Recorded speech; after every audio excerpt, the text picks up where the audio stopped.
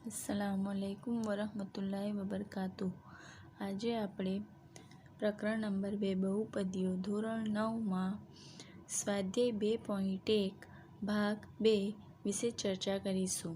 હું સૈયદ તસ્નીમ તમારું આજે ગણિત વિષયમાં આપણે સ્વાધ્યાય 2.1માં ચર્ચા કરીશું। એમાં પ્રશ્ન નંબર 1 જોઈએ તો પ્રશ્ન નંબર 1, નીચે આપેલી અભિવ્યક્તિઓ પૈકી કઈ બહુપદી એક ચલવાળી છે અને કઈ બહુપદી એક ચલવાળી નથી, અને આપણે આ જવાબ માટે કારણો આપવાના છે।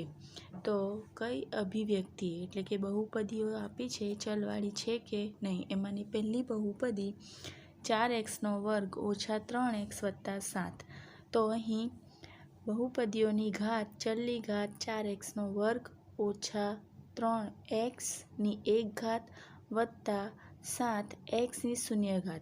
અહીં બધી જ બેઝિક અભિવ્યક્તિઓના xના ચલના ઘાતાંક એ 2, 1 અને 0 એટલે કે પૂર્ણ સંખ્યાઓ છે, માટે 4x² - 3x + 7 એ એક ચલવાળી બહુપદી છે। દરેકમાં એક જ ચલ છે, આપણે જોઈ લીધું, એટલે આ બહુપદી એક ચલવાળી બહુપદી છે। હવે y² + √2, બીજી બહુપદી ઉદાહરણ લઈએ તો y² એટલે એ y ચલ છે અને √2 y ની શૂન્ય ઘાત, એટલે કે બહુપદીમાં બેઝિક અભિવ્યક્તિઓમાં xના ચલના બદલે અહીં કયો છે yના ચલના ઘાતાંક પૂર્ણ સંખ્યાઓ છે। અહીં ભૂલથી x લખાયું છે, ત્યાં y આવશે, માટે y² + √2 એ પણ કેવી બહુપદી છે, એક ચલવાળી બહુપદી છે। y માત્ર છે એટલે ચલ તરીકે xની બદલે y છે। ત્રીજો પ્રશ્ન જોઈએ તો 3√t + t². 3√t અહીં ચલની ઘાત કઈ છે, 1/2 ઘાત એ પૂર્ણ સંખ્યા નથી, અને x ચલના ઘાતાંક પૂર્ણ સંખ્યા નથી। અહીં ચલ તરીકે xને બદલે શું છે, t છે, માટે ભલે t હોય પણ ઘાતાંક અહીં પૂર્ણ સંખ્યા હોવી જોઈએ, જે પૂર્ણ સંખ્યા નથી પરંતુ 1/2 છે, માટે આપણે કહીશું કે 3√t + t². એ એક ચલવાળી બહુપદી નથી। ચોથો દાખલો જોઈએ તો y + 2/y। અહીં y ક્યાં છે, 2/માં છે, ચલ તરીકે y છે, અને yને આપણે અંશમાં લાવીએ તો yની ઘાત કેટલી થશે, -1, અને ચલની ઘાત ક્યારેય પણ ઋણ સંખ્યા હોઈ શકે નથી, માટે y ચલના ઘાતાંક પૂર્ણ સંખ્યા નથી, માટે y + 2/y એ પણ એક ચલવાળી બહુપદી નથી। પાંચમો દાખલો જોઈએ તો પાંચમા દાખલાના અંદર રકમમાં x10 વત્તા y3 વત્તા t50। અહીં ચલ તરીકે x, y અને t, અને ત્રણેની ઘાત જુઓ તો બધી ઘાત પૂર્ણ સંખ્યાઓ છે, પણ આ એક ચલવાળી બહુપદી નથી, પરંતુ કેટલા ચલ છે, x, y અને t, આમ 3 ચલ આવેલા છે, એટલે એને 3 ચલવાળી બહુપદી કહીશું। ચલના ઘાતાંક પૂર્ણ સંખ્યાઓ છે, પણ બહુપદી કઈ છે, 3 ચલવાળી બહુપદી છે, એક ચલવાળી બહુપદી નથી। હવે આપણે જોઈએ પ્રશ્ન નંબર 2, તો પ્રશ્ન નંબર 2, નીચેનામાંથી x² નો સહગુણક લખો। આપેલ બહુપદીમાં સહગુણક વિશે ચર્ચા કરી ગયા હતા કે જે ચલ હોય, ચલના આગળ જે કોઈ વાસ્તવિક સંખ્યા હોય તેને ચલના સહગુણક તરીકે ઓળખવામાં આવે છે। અહીં x² નો સહગુણક લખવાનો છે, તો બહુપદીમાં આપણે શોધીશું, તો બહુપદી 2 + x² + x, અહીં x² છે, ત્યાં આગળ શું લખ્યું છે, વત્તા છે, અને વત્તા પછી કંઈ નથી, એટલે કે સમજવાનું કે 1 લખેલું છે, એટલે x² નો સહગુણક કેટલો થશે, 1, તો આપણે જવાબ તરીકે લખીશું કે x² નો સહગુણક 1 છે। બીજો પ્રશ્ન જોઈએ તો 2 - x² વત્તા એક્સનો ઘન. અહીં એક્સનો વર્ગ આગળ ચિહ્ન કયું છે ઓછા, અને એક્સના વર્ગના આગળ કશું નથી લખ્યું એટલે જવાબ 1 છે એમ માની લઈશું. પણ અહીં આગળનું ચિહ્ન ઓછા છે માટે એક્સના વર્ગનો સહગુણક કયો આવશે? -1 એ એક્સના વર્ગનો સહગુણક છે. ચાલો ત્રીજો પ્રશ્ન જોઈએ. તો પાઈના છેદમાં 2 એક્સનો વર્ગ વત્તા એક્સ. તો અહીં એક્સના વર્ગનો સહગુણક કયો થશે? તો પાઈના છેદમાં 2. ખ્યાલ આવે છે? પાઈ પણ એક વાસ્તવિક સંખ્યા જ છે એટલે પાઈના છેદમાં 2 એ એક્સના વર્ગનો સહગુણક છે. હવે ચોથો પ્રશ્ન જોઈએ કે વર્ગમૂળ 2x ઓછા 1. તો અહીં એક્સનો વર્ગવાળું પદ છે તો નથી. મતલબ શું થયો કે એક્સના વર્ગનો સહગુણક કયો થશે? 0 થશે. કેમ કે પદ જ નથી તો એના સહગુણક કયો થશે? 0 થશે. દરેકને ખ્યાલ આવ્યો? આગળ પ્રશ્ન જોઈએ કે 35 ઘાતાંકવાળી દ્વિપદીનું કોઈપણ એક ઉદાહરણ અને 100 ઘાતાંકવાળી એકપદીનું કોઈપણ એક ઉદાહરણ આપો. અહીં 35 ઘાતાંકવાળી દ્વિપદી એટલે કે બહુપદીમાં 2 પદ હોવા જોઈએ અને કોઈપણ પદની ઘાત 35 હોવી જોઈએ. તો આપણે કોઈપણ એક પસંદ કરી લઈએ 2 પદવાળી અને એક ઘાત 35 હોય તો 5x ની 35 ઘાત ઓછા 3. તમે ગમે તે જવાબ લખી શકો છો. માત્ર જવાબમાં કોઈ એક ચલની ઘાત 35 હોવી જોઈએ અને બહુપદીમાં દ્વિપદ હોવા જોઈએ. આ રીતે 100 ઘાતાંકવાળી એકપદી તો એક જ પદ લખવાનું છે અને એની ઘાતાંક કેટલી હોવી જોઈએ? 100. તો ઉદાહરણ તરીકે લખી શકાય 2x ની 100 ઘાત. ગમે તે ઉદાહરણ તમે લઈ શકો છો પણ ઘાતાંક જે આપી છે તે અને ચલ તરીકે તમારે જે લેવું હોય તે એક્સની જગ્યાએ y z તમારે જે પસંદ કરવું હોય તે પણ લઈ શકાય. પણ દ્વિપદી કીધું છે એટલે 2 પદ અને એકપદી કીધું છે એટલે 1 પદ. આ જવાબમાં તમારે જે જવાબ લખવા હોય તે ચાલી શકે. આગળનો પ્રશ્ન જોઈએ કે નીચે આપેલી બહુપદીઓની ઘાત જણાવો. બહુપદીઓની ઘાત એટલે બહુપદીના અંદર જે મોટામાં મોટી ઘાત હોય એને બહુપદીની ઘાત કહે છે. આપણે આના વિશે ભાગ 1માં ચર્ચા કરી ગયા છે. હવે આના દાખલાઓ સ્વરૂપે જોઈએ કે 5xનો ઘન વત્તા 4xનો વર્ગ વત્તા 7x. આપેલ બહુપદીમાં સૌથી મોટી ઘાત કેટલી છે? તો 3 છે. એટલે આપેલ બહુપદીની ઘાત કેટલી થશે? 3 છે. માટે લખીશું કે બહુપદીની ઘાત 3 છે. ચાલો બીજું ઉદાહરણ જોઈએ કે 4 - y નો વર્ગ. તો અહીં સૌથી મોટી ઘાત કઈ છે? y નો વર્ગ. એટલે 2 ઘાત મોટી છે તો બહુપદીની ઘાત કઈ થશે? બહુપદીની ઘાત 2 છે. ત્રીજો પ્રશ્ન કે 5t ઓછા વર્ગમૂળ 7. તો ચલ તરીકે અહીં t છે અને tની ઘાત કેટલી છે? કંઈ નથી લખ્યું એટલે 1 છે અને બીજું વર્ગમૂળ 7 એ અચળ પદ છે એટલે બહુપદીની ઘાત થઈ થશે 1 થશે. માટે આપણે લખીશું કે બહુપદીની ઘાત 1 છે. આગળ જોઈએ કે 3. તો અહીં 3 એ અચળ પદ છે અને ચલ તરીકે કંઈ નથી એટલે બહુપદીની ઘાત કઈ થશે? 0 છે. તો લખીશું બહુપદીની ઘાત 0 છે. આના પરથી તમને ખ્યાલ આવ્યો હશે કે બહુપદીની ઘાત કોને કહેવાય. દરેકને સમજમાં આવે છે. તો આગળ આપણે પ્રશ્ન નંબર 5 વિશે ચર્ચા કરીએ. તો પ્રશ્ન નંબર 5ના અંદર નીચે આપેલી બહુપદીઓને સુરેખ, દ્વિઘાત કે ત્રિઘાત બહુપદીમાં વર્ગીકૃત કરો. સુરેખ કોને કહેવાય? કે જે બહુપદીમાં ચલની ઘાત 1 હોય એને સુરેખ બહુપદી કહેવાય. દ્વિઘાત કોને કહેવાય? તો જે બહુપદીમાં ચલની ઘાત 2 હોય તેને દ્વિઘાત બહુપદી કહેવાય. અને ત્રિઘાત બહુપદી કોને કહેવાય? કે જે બહુપદીમાં ચલની ઘાત 3 હોય એવી બહુપદીને ત્રિઘાત બહુપદી કહીએ છીએ. તો પદો જોવાના નથી કે કેટલા પદ છે. અહીં જુઓ 2 પદ છે પણ એક્સનો વર્ગ વત્તા એક્સ, બહુપદીની ઘાત, ચલની ઘાત, મોટામાં મોટી ઘાત કેટલી છે? 2 છે. મતલબ કે આ બહુપદી દ્વિઘાત બહુપદી છે. તો આપણે જવાબ તરીકે લખીશું મહત્તમ ઘાત 2 છે, તેથી દ્વિઘાત બહુપદી છે. બીજું ઉદાહરણ લઈએ કે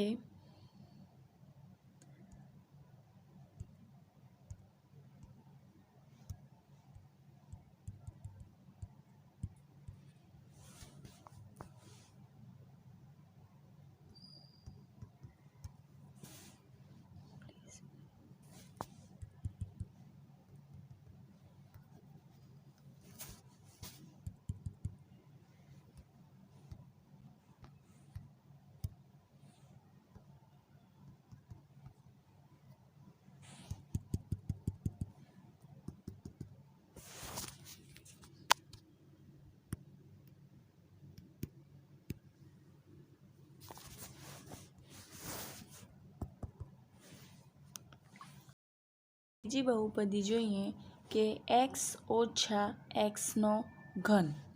તો અહીં એક્સ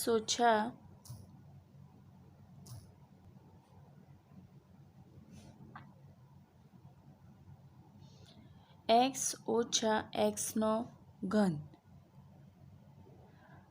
માં એક્સની ઘાત 3 છે, મહત્તમ ઘાત 3 છે, તેથી ત્રિઘાત બહુપદી છે. ત્રીજું કે વાય વત્તા વાયનો વર્ગ વત્તા 4. અહીં વાય વત્તા વાયનો વર્ગ વત્તા 4માં મહત્તમ ઘાત 2 છે, કે વાયનો વર્ગ છે, વાયની 1 ઘાત અને 4, એટલે કે મહત્તમ ઘાત 2 છે, તેથી કઈ બહુપદી આવશે? દ્વિઘાત બહુપદી છે. આગળ ચોથો પ્રશ્ન જોઈએ કે 1 ઓછા એક્સ.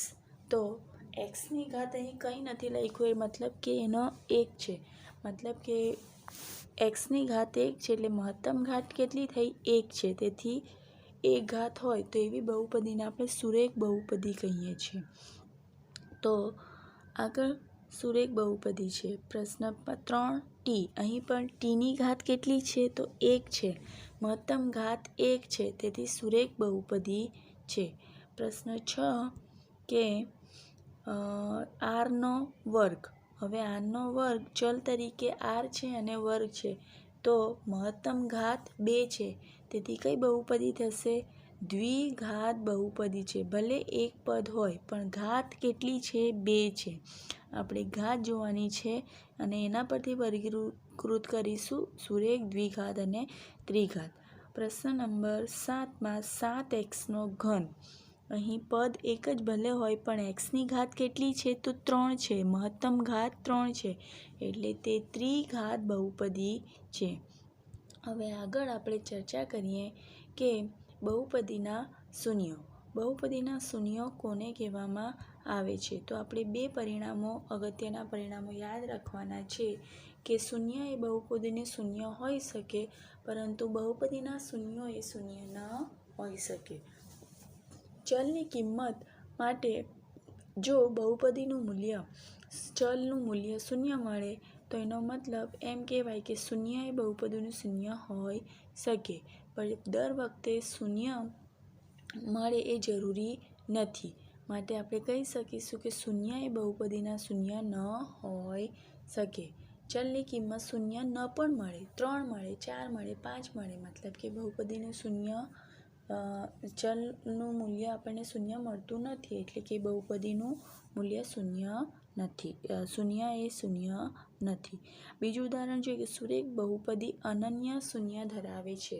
અનન્ય શૂન્ય મતલબ કે એક અને માત્ર એક જ. સુરેખ બહુપદી એટલે સુરેખ બહુપદીમાં ચલની ઘાતાંક કેટલી હશે? 1 અને માત્ર 1 જ. આપણે સ્વાધ્યાય 2.2માં પ્રશ્ન નંબર 1ના અંદર એક્સના મૂલ્યો વિશે વાત કરીએ કે એક્સની નીચેની કિંમતો માટે બહુપદીનું મૂલ્ય શોધો. અહીં એક્સ એ બહુપદીમાં ચલ છે અને બહુપદીનું મૂલ્ય શોધવા કીધું છે. મતલબ કે સિમ્પલ દાખલો છે, શૂન્ય પછીથી આપણે વાત કરીશું. મૂલ્ય શોધો, મતલબ કે ચલ જે આપેલું છે ચલની જગ્યાએ આપણે એક્સની કિંમતો જે આપેલી હશે ને એક્સની કિંમતો મૂકવાની હશે. બહુપદી આપી છે. હવે પહેલું કીધું છે એક્સ બરાબર 0. એક્સ બરાબર 0 એટલે કે ચલ તરીકે આપણે કેટલા લેવાના છે? 0 લેવાના છે. તો આપણે બહુપદીને કહીશું પી ઓફ એક્સ બરાબર 5x ઓછા 4xનો વર્ગ વત્તા 3. હવે પી ઓફ એક્સમાં એક્સની જગ્યાએ શું મૂકવાનું છે? એક્સ બરાબર 0. તો પી ઓફ 0 લખીશું બરાબર એક્સની જગ્યાએ જ્યાં જ્યાં 0 એક્સ છે ત્યાં 0 મૂકતા જઈશું. 5 પછી એક્સની જગ્યાએ 0 ઓછા 0નો વર્ગ વત્તા 3. હવે પી ઓફ 0 બરાબર 5નો 0 સાથે ગુણાકાર 0 ઓછા 4 0નો વર્ગ પણ 0 વત્તા 3 એટલે જવાબ આવશે 0 ઓછા 4નો 0 સાથે ગુણાકાર 0 વત્તા 3 0 ઓછા 0 વત્તા 3. હવે મોટી સંખ્યા 3 છે એટલે જવાબ કેટલો આવશે? પી ઓફ 0 બરાબર 0. તો આ કિંમત માટે આપણે કહી શકીએ કે બહુપદીનું 0 એ 0 છે. દરેકને ખ્યાલ આવે છે. હવે બીજો પ્રશ્ન આમાં જોઈએ કે એક્સની બીજી કિંમત લઈએ. પ્રથમ પ્રશ્નમાં જ આ જ પ્રશ્નમાં બીજો દાખલો છે કે એક્સ બરાબર -1 મૂકીએ. તો જે પ્રમાણે બહુપદી લીધી કે પી ઓફ એક્સ બરાબર 5 ઓછા 4xનો વર્ગ વત્તા 3. પી ઓફ એક્સની જગ્યાએ કેટલા મૂકીશું? -1. તો પી ઓફ -1 બરાબર 5 એક્સની સાથે -1 ઓછા 4 ઓછા 1નો વર્ગ વત્તા 3. હવે પી ઓફ -1 બરાબર 5 અને -1નો ગુણાકાર વત્તા ઓછા ગુણાકારમાં -5 -4. હવે -1નો ગુણાકાર 2 વાર કરવાનો છે. તો -1 ગુણ્યા -1 એટલે ઓછા વત્તા 1. 1 ગુણ્યા 1 એટલે વત્તા 1. -1 ગુણ્યા -1 એટલે વત્તા 1 મૂકીશું વત્તા 3. ઓછા આવશે નહીં, આ ધ્યાન રાખવાનું છે બીજું પદ. હવે -5 ઓછા 4 વત્તા 3. -5 ઓછા 4 વત્તા 3. હવે ઓછાનો સરવાળો એટલે -5 ઓછા 4 કેટલા થશે? -9 વત્તા 3. હવે -9 વત્તા 3 તો મોટી સંખ્યાની નિશાની રાખવાની છે. 9માંથી 3 જાય તો 6 ઓછા 6. તો અહીં મૂલ્ય મળ્યું એક્સનું મૂલ્ય પી ઓફ -1 આગળ -6 છે. હવે આગળ જોઈએ આપણે ત્રીજો પ્રશ્ન. તો ત્રીજો પ્રશ્ન આ જ કિંમત માટે આપણે શોધવાનું છે. બહુપદી કઈ છે? 5x ઓછા 4xનો વર્ગ વત્તા 3 અને એક્સનું મૂલ્ય x બરાબર 2 આગળ શોધવાનું છે. તો બહુપદી ધારી લઈશું પી ઓફ એક્સ બરાબર 5x ઓછા 4xનો વર્ગ વત્તા 3. હવે પી ઓફ 2 બરાબર 5 2 ઓછા 4 2નો વર્ગ વત્તા 3. હવે 5 અને 2નો ગુણાકાર 10 ઓછા 4 2નો વર્ગ 2 ગુણ્યા 2 એટલે 4 કૌંસમાં વત્તા 3. આપણે લખીએ એ પ્રમાણે. હવે ફરીથી 10 4 અને 4નો ગુણાકાર -16 વત્તા 3. તો 10 -16 વત્તા 3. હવે સરવાળો 10 અને 3નો સરવાળો વત્તાનો અને ઓછા પછી કરીએ છીએ એટલે 10 વત્તા 3 એટલે 13 ઓછા 16. હવે બાદબાકી થશે. મોટી સંખ્યાની નિશાની કેટલા થશે? -3. માટે પી ઓફ 2 આગળ એક્સની કિંમત આપણને મળે છે -3. એટલે અહીં સુધી સ્વાધ્યાય 2.2માં પ્રશ્ન નંબર 1ની ચર્ચા કરી ગયા છે. ભાગ 2માં આગળ ત્રીજા ભાગના અંદર આગળનો સ્વાધ્યાય પૂર્ણ કરીશું. All of you thank you.